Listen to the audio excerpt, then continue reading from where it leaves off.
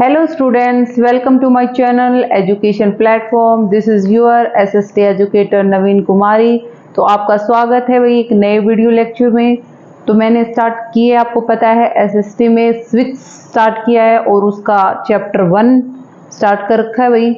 उसका first part मैं पहले करवा चुकी, अब आज है वो उसका सेकंड पार्ट। ठीक है, तो कोई बच्चा पढ़ना चाहता है तो पहले भी फर्स्ट पार्ट को पढ़ के आए, क्योंकि बीच में आपको समझ में नहीं आएगा।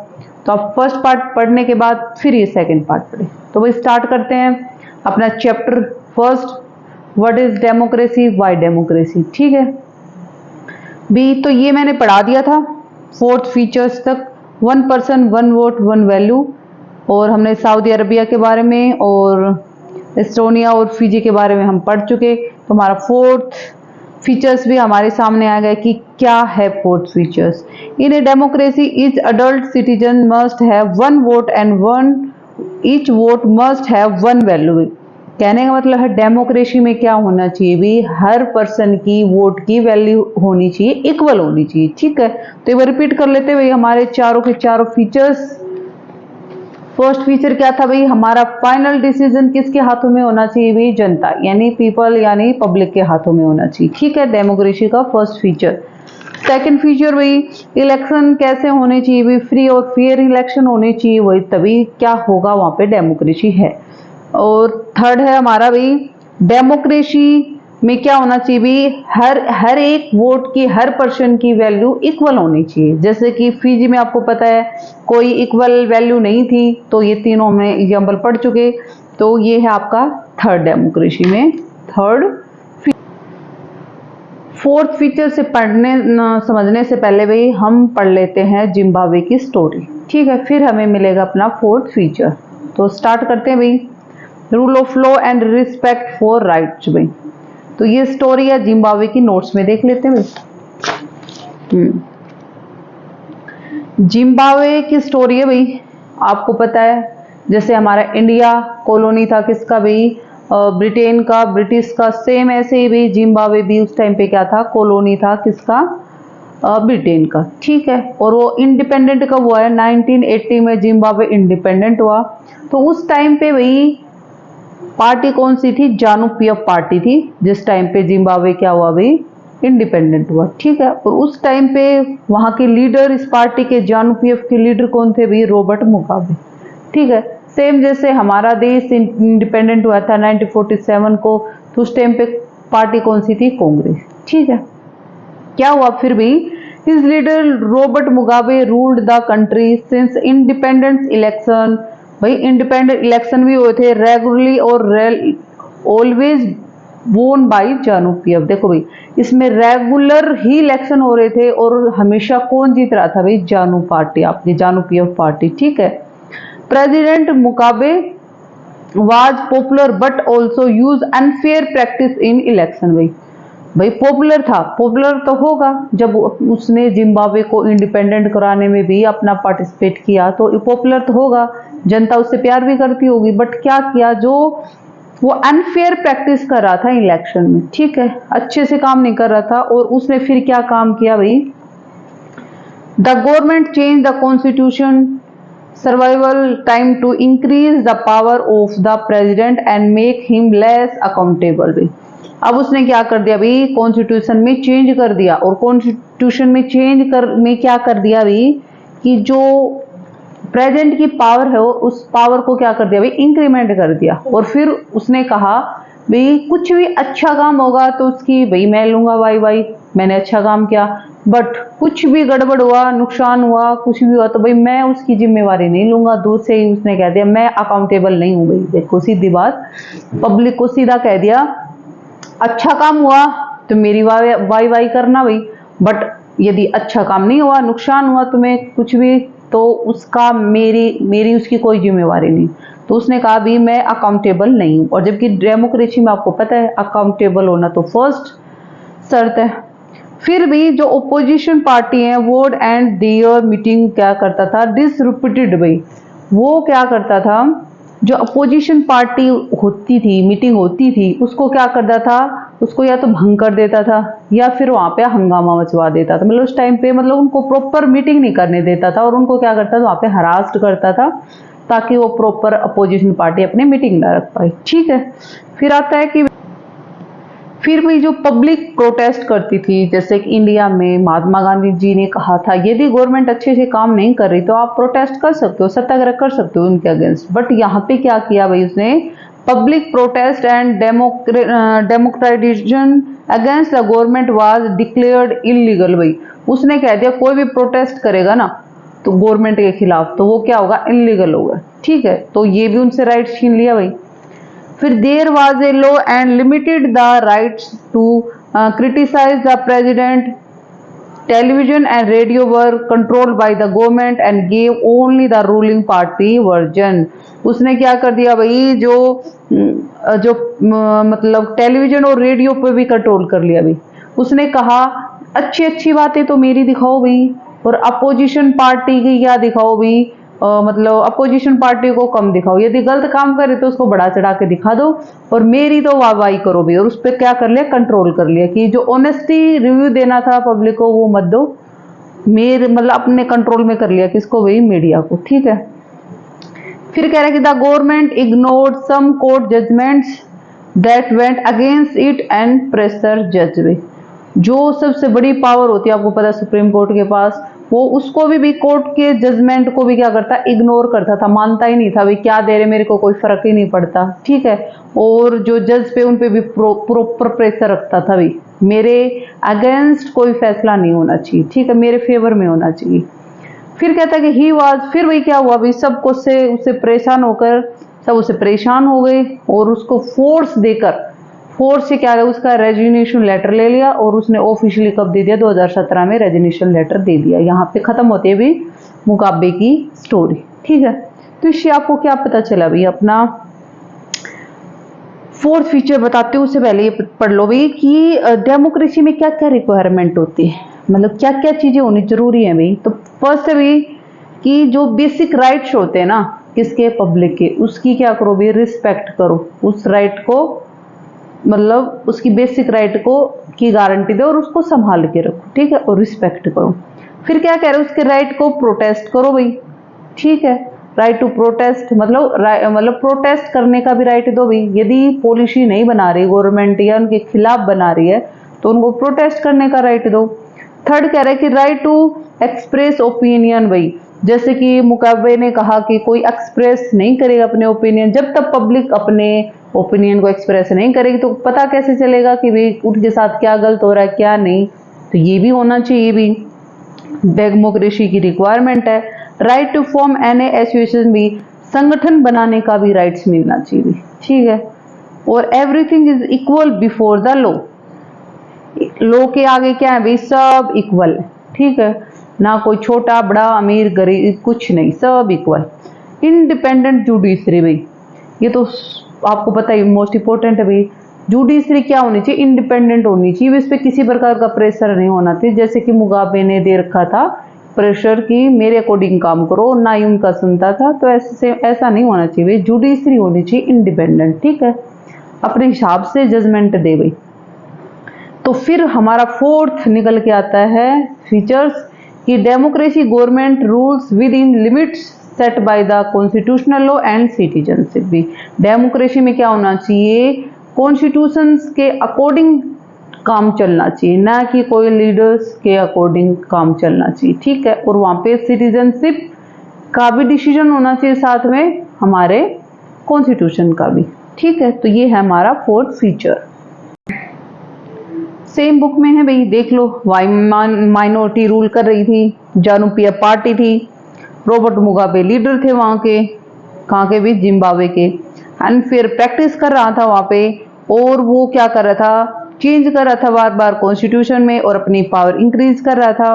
और वो कह रहा था लेस अकाउंटेबल हूँ भाई, मेरी कोई जवाबदेही, मैं कोई तुम्हारे आंसर नहीं दूंगा भाई। और अपोजिशन पार्टी के वर्कर्स को हरास कर रहा था। ठीक है, फिर उसने 2017 में क्या किया भी, अपना ऑफिशियली क्या कर दिया, रिजिग्नेशन लेटर दे दिया। ठीक है, तो इससे समझ में आ गया ना भाई, पॉपुलर गवर्नमेंट होने से कुछ नहीं होता भाई, डेमोक्रेसी के रूल्स होना जरूरी है। ठीक है, फिर नेक्स्ट आता है भाई अपना वाई डेमोक्रेसी में आर्गुमेंट्स अगेंस्ट डेमोक्रेसी भी। आपको पता है अब डेमोक्रेसी कुछ बुराइयां भी पढ़नी पड़ेंगी। कोई भी आपको पता है कोई भी चीज हो 100% सही नहीं होती, तो सेम डेमोक्रेसी भाई, डेमोक्रेसी को हम बेटर फॉर्म बोल सकते हैं बट बेस्ट नहीं बोल सकते, क्योंकि कोई चीज भी 100% नहीं होती। तो अब थोड़ी सी हम क्या पढ़ लेते हैं इसके नेगेटिव पॉइंट, यानी कुछ बुराइयां पढ़ लेते हैं। क्या है डेमोक्रेसी में बुराइयां भी? फर्स्ट बुराई यही भी, leaders keep changing in a democracy, this leads to instability. भाई सबसे बड़ी बात ये इंस्टेबिलिटी है कि हर 5 साल में गवर्नमेंट क्या होती है भी, चेंज होती रहती है। ठीक है, सबसे बड़ी नेगेटिव पॉइंट एक ही है। सेकंड है भाई, democracy is all about political competition and power play, there is no scope for morality. भी आपको पता है डेमोक्रेसी में हर गवर्नमेंट जीतने की कोशिश, हर पार्टी जीतने की कोशिश करती है, उस चक्कर में भी आपको पता है वो किसी भी हद तक जाने के लिए तैयार रहती है।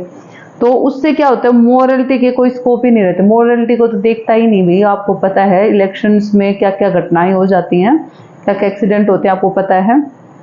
तो सब एक दूसरे को कंपटीशन में मतलब जीतने के चक्कर में पता नहीं भी कौन कौन सी हदें पार हो जाती हैं। तो ये भी हमारी क्या है, डेमोक्रेसी की एक नेगेटिव पॉइंट है। ठीक है, थर्ड आता है so many peoples have to be consult in a democracy that is a leads to delay. भाई डेमोक्रेसी में क्या होता है, कंसल्ट होता है, हर बात डिस्कस की जाती है, तो उसमें क्या हो जाता है आपको पता है, डिसीजन में थोड़ी सी देरी हो जाती है, डिले हो जाती है। और इसमें कोई भी डिसीजन क्या होता है, थोड़ा टाइम लग के आता है, टाइम लगता है उसमें। ठीक है, मेन बात है डिले होता है। फोर्थ है भी, elected leaders do not known the best interest of the people, it's leads to bad decision. भाई आपको पता है 5 साल में इलेक्शन होते हैं, नई गवर्नमेंट आती है, तो वो भी आते ही मतलब पब्लिक के इंटरेस्ट को नहीं समझ पाती और उसके चक्कर में क्या कर देती है, बैड डिसीजन ले लेती है। तो ये भी हमारा एक नेगेटिव पॉइंट है। ठीक है, democracy lead to corruption for it is based on electorial competitive competition. भाई आपको पता है डेमोक्रेसी में करप्शन ज़्यादा होता है। आप मोनार्की में देख लो, चलो किंग है या मतलब डिक्टेटरशिप में एक डिक्टेटर होता है, तो एक ही तो बंदा लेगा ना भाई। पर डेमोक्रेसी में क्या होता है, बहुत सारे ऑफिसर रहते हैं, तो हर जगह क्या चलते हैं, करप्शन चलते हैं, घूसखोरी चलती है। आपको हर जगह देख लो अपने साइड में, ये ओनली इंडिया का एग्जाम्पल नहीं कह सकते भाई, हर जहाँ पे डेमोक्रेसी है। ठीक है, तो वहाँ पे क्या होता है, करप्शन ज़्यादा होता है, ये भी एक नेगेटिव पॉइंट है। फिर ordinary people do not known what is good for them, they should not decide the anything. भाई आपको पता है जो पब्लिक, जो जनता पढ़ी लिखी नहीं है, तो वो अपना प्रॉपर लीडर्स नहीं चुन पाती। भाई जैसे कि पहले आपको पता है कि वेल एजुकेटेड जनता ही पब्लिक क्या होती थी, वे अपने लीडर्स को चुनती थी। अब क्या होगी, राइट टू इक्वालिटी होगी, सबको राइट टू वोट का राइट है। तो इस चक्कर में क्या होगा भी, जो कम पढ़े लिखे लोग हैं वो प्रॉपर अपने अच्छे से लीडर को नहीं चुन पाते भी, जो उन्हें दिखा कि हाँ कि हमारे बेनिफिट में कुछ ऐसा कर रहा है, कि जैसे कि उनको कुछ दिखा रहा है, मतलब कुछ लालच दे के उनको अपना वोट खरीद लेते हैं। कुछ आजकल आपको पता ही है ऐसी चीज चलती रहे, तो फिर क्या होगा भाई, एजुकेटेड बंदा तो उन चीज़ों में नहीं फंसेगा, बट जो बंदा नहीं कम पढ़ा लिखा है तो वो उसमें फंस जाएगा और अपने वोट का गलत यूज कर लेगा भाई। ठीक है, तो ये है भाई इसके नेगेटिव पॉइंट। तो अब कंक्लूजन क्या निकला भाई, आप देख लो क्या कंक्लूजन निकला, एक बार नोट्स देख लो, आपको अच्छे लगे तो नोट डाउन कर लेना। भी नोट्स में सेम है, मेन की पॉइंट भी लिखे मैंने, देखो। ठीक है, अब ये देखो की पॉइंट भी शॉर्टकट में लिखो तो, अनस्टेबल होती है गवर्नमेंट हमारी, यानी इंस्टेबिलिटी होती है, मतलब चेंज होती रहती है हर 5 साल में। ठीक है, फिर नो स्कोप ऑफ मोरालिटी, भी कोई स्कोप ही नहीं रहता, क्योंकि मतलब सबको जीतने की भूख रहती है, यानी सबको जीतना है भाई, उसके लिए मुझे काम दंड भेद कुछ भी अपनाना पड़े अपनाएंगे भाई। फिर डिले होता है डिसीजन में, डिले इन डिसीजन, आपको पता है डिस्कस करेंगे तो टाइम लगेगा। करप्शन चलता है भाई, आपको पता है। ऑर्डिनरी पीपल प्रॉपर क्या नहीं थे, अपने वोट का यूज नहीं कर पाते भाई, और लीडर्स हमारे इंटरेस्ट को नहीं समझ पाते भाई। ठीक है, तो क्योंकि 5 साल में बदलते रहते, उनको पता नहीं चलता कौन क्या सही है क्या नहीं, यदि वो कंटिन्यू रहे तो उनको हमारे इंटरेस्ट के बारे में पता चले। तो आगे चलते हैं, अब इसका भाई क्या कंक्लूजन निकला भाई, डेमोक्रेसी का भी, में अगेंस्ट डेमोक्रेसी पढ़ा है, उसका क्या कंक्लूजन निकला देखो भाई। डेमोक्रेसी इज नॉट ए, आपको पता है डेमोक्रेसी कोई मैजिकल सॉल्यूशन थोड़ी है कि अपनी छड़ी घुमाई और सारे प्रॉब्लम को सोल्व कर देगी, प्रॉपर सोशल इक्वालिटी ले आएगी। चलो पॉलिटिकल इक्वालिटी तो है पर सोशल इक्वालिटी ले आएगी, पॉवर्टी को खत्म कर देगी, मतलब ऐसा थोड़ी भी सारी चीजें एकदम कर देगी, कोशिश करेगी भाई सारी चीजें ठीक करने की कोशिश कर सकती है। ठीक है, सेकंड क्या करती है भाई, वही भी पॉवर्टी को खत्म करने की कोशिश कर सकती है, पर ये नहीं कि भी 100% खत्म कर देगी। ठीक है, फिर भाई ये जो डिसीजन, कई बार आपको पता है कि कई बार डिसीजन तो हाथ में किसके होता है भाई, लीडर्स को चुनने का, पब्लिक में, पर कई बार उनसे मिस्टेक भी हो जाती है भाई, तो मिस्टेक को ठीक करने के लिए आपको पता है फिर आपको टाइम मिलता है। ठीक है, तीसरा है भाई, इसमें कोई भी डिसीजन होता है आपको पता है पब्लिक इन्वॉल्व होती है, और इसमें आपको पता है कोई भी डिसीजन लेने में डिले भी हो जाता है, पर आपको पता है डिले होता है तो उसके कुछ बेनिफिट भी हैं, वो आगे मैं बताऊंगी भी। डिसीजन भाई डिले होके आता है, चलो टाइम लगता है, पर उसके कुछ बेनिफिट भी हैं भाई। Democracy is a frequency change in the leadership which can rest set back big decision and effect the government efficiency भी। हाँ भाई पढ़ता है, आपकी डेमोक्रेसी में जो चेंजेस होते हैं तो गवर्नमेंट पे उसका मतलब असर। और अब बात करते हैं भाई डेमोक्रेसी के फेवर में। अब हमने किस में की थी, अगेंस्ट, अब करेंगे इसके फेवर में। डेमोक्रेसी बेस्ट फॉर्म नहीं है, बेटर फॉर्म क्यों है, अनदर गवर्नमेंट ऑफ फॉर्म जो नॉन डेमोक्रेटिक फॉर्म है उनसे। ठीक है, बेटर फॉर्म तो है भाई, आपको पता है जो सारी चीजें आपको प्रॉपर इक्वालिटी मिलती है, आपके फाइनल डिसीजन आपके पब्लिक के हाथों में रहता है, मतलब सारी अच्छी चीजें होती हैं।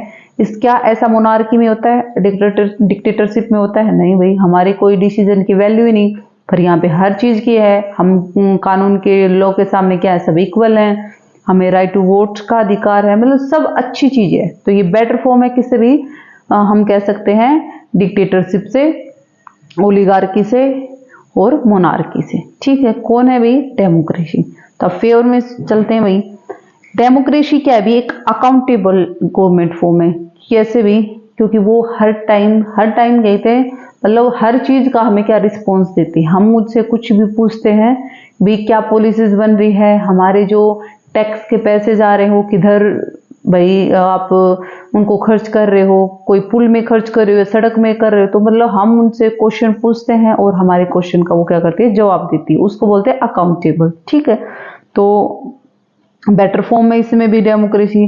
सेकंड है भी, जो हमारी क्वालिटी आती है डिसीजन की, उसमें वो इम्प्रूव होती है। कैसे भाई, मैंने क्या कहा था, कोई भी डिसीजन होता है उसमें डिले होता है, बट जो डिसीजन निकल के आता है ना लास्ट में, तो वो क्वालिटी वाला गुड डिसीजन निकल के आता है। क्यों? क्योंकि उसमें प्रॉपर सबकी मिलके राय भाई, सब डिस्कस करके फिर लास्ट में वो कुछ भी पॉलिसीज वगैरह बनाते, तो वो बढ़िया तरीके से आती है भाई। ठीक है, और जैसे कि आप देखो डेमोक्रेसी में, उसमें मोनार्की में देखो, डिक्टेटरशिप में देखो भाई, हिटलर है तो क्या करेगा, बंद कमरे में फटाफट डिसीजन लिया और सुना देगा। उससे पब्लिक पे क्या असर पड़ रहा है, पब्लिक को नुकसान हो रहा है, उसे कोई मतलब नहीं, उसने डिसीजन लिया, फटाफट किया और पब्लिक को सुना दिया। और डेमोक्रेसी में क्या है भी, पूरा पब्लिक को देखेंगे, उस पर कोई गलत इफेक्ट ना पड़े। ठीक है, तो ये भी अच्छी बात है भी, फेवर में है। डेमोक्रेसी क्या करती है, हमें ऐसा मेथड प्रोवाइड कराती है, जो हमारे जो डिफरेंस है, कन्फ्लिक्ट हो रहे हैं, जो लड़ाई झगड़े होते हैं, उनको कौन रिजोल्व करता है भाई, आपकी डेमोक्रेसी करती है। ठीक है, आपको पता है जब एक घर में बर्तन लगा लो, बर्तन छोड़ो भाई, अपनी फैमिली में लगा लो, बहन भाई भी 2 मिनट सही से नहीं, लड़ाई हो जाती है, झगड़े हो जाते हैं, मम्मी पापा के हो जाते हैं, सभी के हो जाते हैं। तो ये तो पूरे आपको पता है कंट्री की बात है, तो कंट्री में तो बहुत सारे झगड़े होंगे, तो उनको रिजोल्व कौन करता है भाई, डेमोक्रेसी करती है। चाहे वो पुलिस के थ्रू, सुप्रीम कोर्ट के थ्रू, कैसे भी करती है, उन झगड़ों को क्या करती है, सोल्यूशन करती है। ठीक है, फिर क्या करती है डेमोक्रेसी, करती है अपने हिरेंस करती है हमारी डिग्निटी को, जो हमारे कहते हैं ना गरिमा को, आत्मविश्वास को, हमारे उनको क्या करती है भाई, हमारे गरिमा को, हमारे गौरव को क्या करती है, बढ़ाती है भाई। ठीक है, सबकी रिस्पेक्ट करती है, ये नहीं भाई ये अमीर है ये गरीब है, सब इक्वल है। उसका सबसे अच्छा एग्जाम्पल है राइट टू वोट। वोट तो अंबानी जी भी वही भी जाके बूथ पे जाके देंगे और नॉर्मल व्यक्ति भी, और उसको भी एक ही वोट का राइट है और एक नॉर्मल व्यक्ति को भी एक ही वोट का, मतलब उसकी हर जगह क्या होगी भी, रिस्पेक्ट होगी, उसकी डिग्निटी को बढ़ाएंगी। ठीक है, ये नहीं भी कोई भी क्लास में देख लूँ, फॉर एग्जाम्पल क्लास में देख लूँ, क्या टीचर्स सबके साथ ये ऐसे भेदभाव करेगी कि ये बच्चा, मतलब इसी बच्चे को सुनूंगी, इस बच्चे से तो मैं आज नहीं सुनूंगी, मैं इसकी नोटबुक भी चेक नहीं करती, ये प्रॉपर सही से नहीं आता, ये प्रॉपर मतलब भी सही फैमिली से नहीं, मतलब ऐसा करेगी क्या, नहीं भी उससे उसकी क्या डिग्निटी को ठेस पहुंचेगी। ऐसा हमें नहीं कर, डेमोक्रेसी में सब हमारे लिए इक्वल है, किसी भी कास्ट से हो, किसी भी जेंडर से हो, सब इक्वल है। ठीक है, तो सबकी डिग्निटी को बढ़ाती है डेमोक्रेसी। डेमोक्रेसी क्या करती है भाई, आपकी मिस्टेक को करेक्ट करती है। ठीक है, बाई चांस आपने कोई लीडर चुन लिया और बाई मिस्टेक आपने देख रहा भी ये अच्छा लीडर नहीं रहा, हमारे लिए प्रॉपर अच्छे से काम ही नहीं कर रहा, तो हम क्या करेंगे, हमारे मिस्टेक को सुधारने का हमारे पास मौका है, फिर हम 5 साल में इसको क्या करेंगे, गवर्नमेंट को चेंज कर देंगे। ठीक है, तो ये है भाई इसके फेवर में डेमोक्रेसी बेटर फॉर्म क्यों है अदर गवर्नमेंट फॉर्म से। ठीक है, फिर नेक्स्ट है भाई हमारा ब्रॉडर मीनिंग ऑफ डेमोक्रेसी।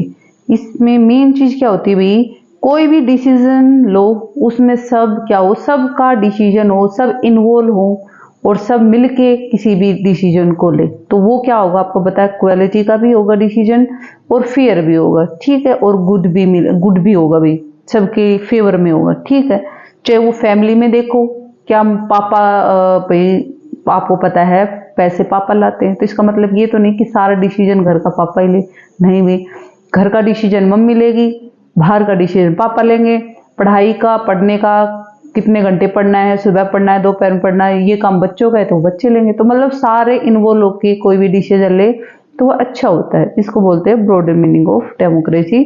फिर आता है कि भाई आप इसके थ्रू देखना कि डेमोक्रेसी कितने टाइप की होती है, ये होती है भाई 2 टाइप्स की। ठीक है, एक होती है डायरेक्ट डेमोक्रेसी और एक होती है भाई इनडायरेक्ट डेमोक्रेसी। ठीक है, तो डायरेक्ट में क्या होता है भाई, डायरेक्ट में जनता खुद अपने लीडर्स को चुनती है, जैसे कि स्विट्जरलैंड में, वहाँ पे क्या करती है भाई, जो हमारे गवर्नमेंट है उसको, मतलब जो गवर्नमेंट है वो को डायरेक्ट जाके चुनती है। ठीक है, उसमें कोई रिप्रेजेंटेटिव या लीडर उसका कोई रोल नहीं है, एमपी एमएलए का, उस डायरेक्ट चुनती है। तो उसका रीजन क्या है भी, वहाँ की पॉपुलेशन कम है, तो वहाँ पे ये चीज़ सही बैठती है क्योंकि पॉपुलेशन सारी डिस्कस करके गवर्नमेंट को चुन लेगी।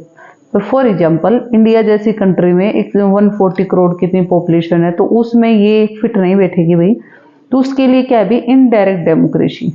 इसमें क्या होता है, पब्लिक क्या चुनती है, अपने रिप्रेजेंटेटिव को चुनती है, एमएलए एमपी को चुनती है, और वो जाके क्या करते हैं, पार्लियामेंट में जाके अपने गवर्नमेंट को चुनते हैं भाई। तो ये होती है इनडायरेक्ट, मतलब चुन तो ये भी रही है पर इसमें थोड़ा बीच में कोई, यहाँ पे बीच में कोई नहीं है, पर यहाँ पे हमारे क्या है, रिप्रेजेंट है, जो हम रिप्रेजेंटेटिव है, जो हमें रिप्रेजेंट करते हैं कहाँ पे, पार्लियामेंट में, और हमारे द्वारा ही क्या चुना जाता है, मतलब उनके द्वारा समझ लो हमारी जो चॉइस होती है वो क्या करते हैं, वहाँ पे रखते हैं कि पब्लिक को क्या पसंद है क्या नहीं, और ये जाके वहाँ पे गवर्नमेंट को चुनते हैं। तो ये एग्जाम्पल कहाँ पे है भी, ये इनडायरेक्ट डेमोक्रेसी यूएसए में भी है, इंडिया में, ब्रिटेन में भी, पाकिस्तान, ऐसे अनेक कंट्री में भी है भी।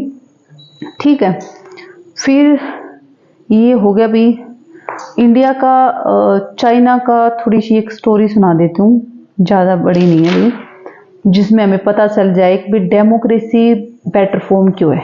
तो सुनो कि क्यों फॉर्म है। आपने सुना होगा चाइना में 1958 से लेकर 61 तक वही फेमाइन आ गया था। फेमाइन मतलब चाइना में फेमिन आ गया था। फेमिन का मतलब आप कह सकते हो सूखा या अकाल। ठीक है, तो उससे भाई कम से कम 3 करोड़ लोगों की क्या हो गई थी, वहाँ पे डेथ हो गई थी। और उसका रीजन क्या था भाई, वहाँ पे थी 1 पार्टी सिस्टम। आपको पता है चाइना में 1 पार्टी है।